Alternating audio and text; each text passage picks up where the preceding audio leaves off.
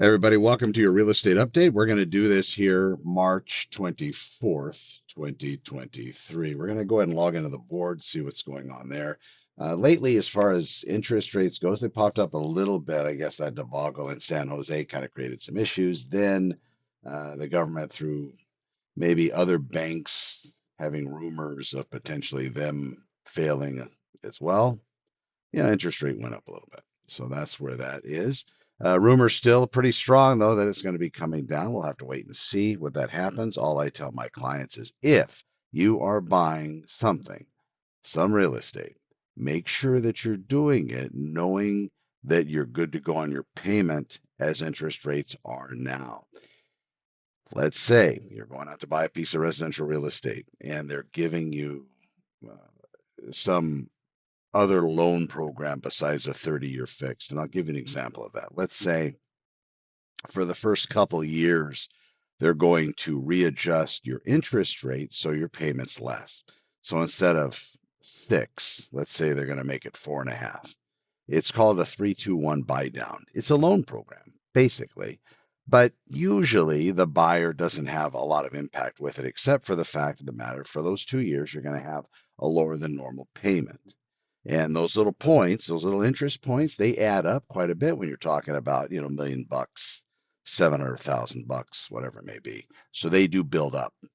So just be weary whenever you start to get out there and you're considering buying real estate. Know what your all-in payment is going to be.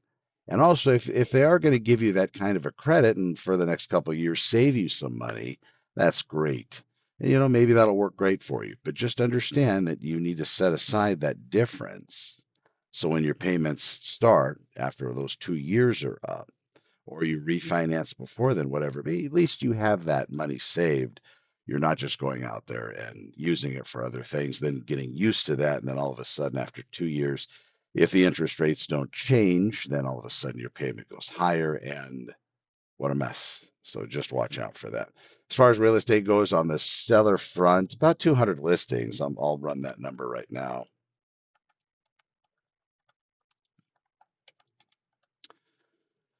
And the listings that are going to be coming up, this is going to be all residential, all of Santa Clarita Valley cities. So Castaic, Canyon Country, Newhall, Saugus, Stevenson Ranch, and Valencia.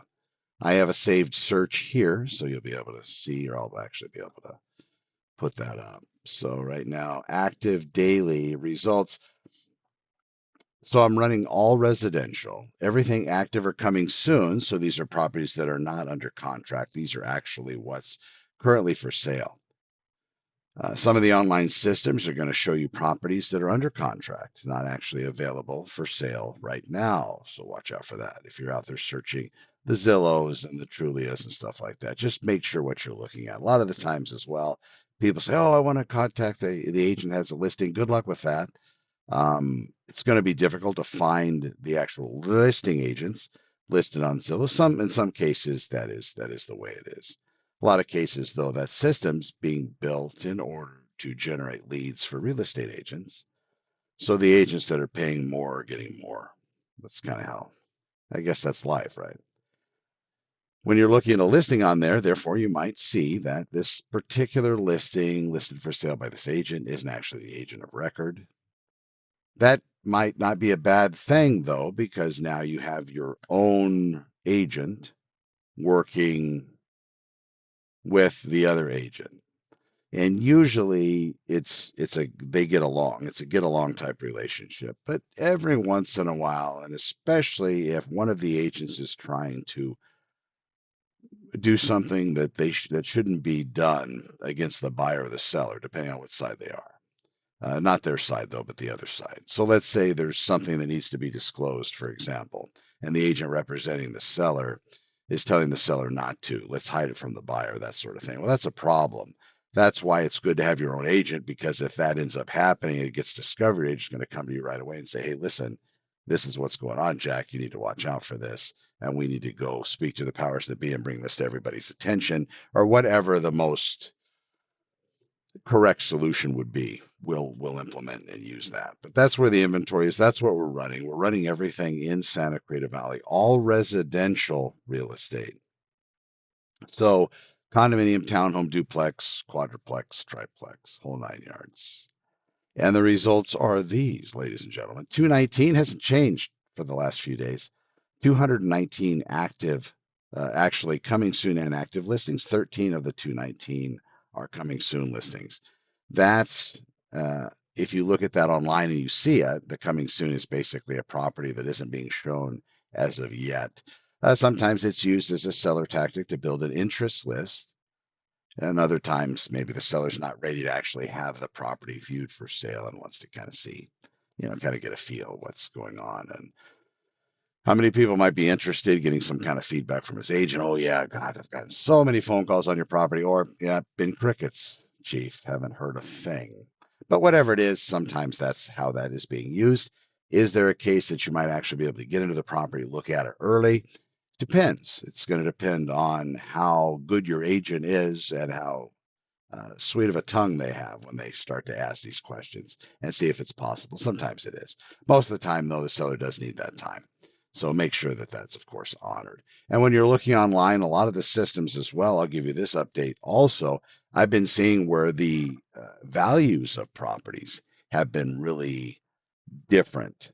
The variables that are involved when you have the online systems telling you what a piece of property is worth versus looking into the actual system and comparing apples to apples, doing a hard pull of all the recorded property sales within the last 180 days, comparing those with other properties that are very, very close and very, very similar to yours, also within close proximity. So we not only have time, we have location, and then we have type, which type breaks down into a lot of different fields.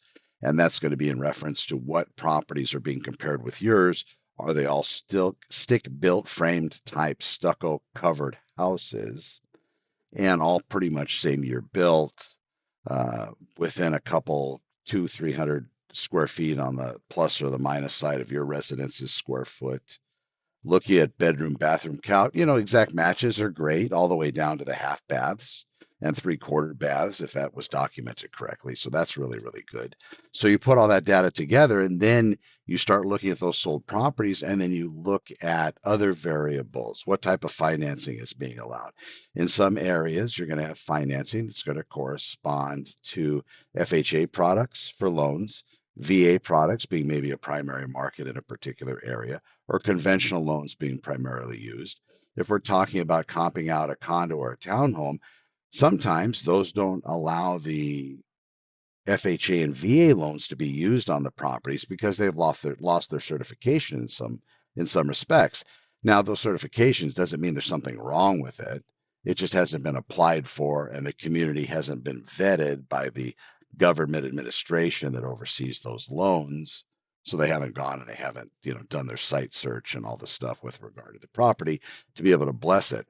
A lot of the properties that you'll see that are townhome condo with the homeowners associations that are involved, a lot of times they can actually qualify for VA FHA, just hasn't been applied for whatever reason.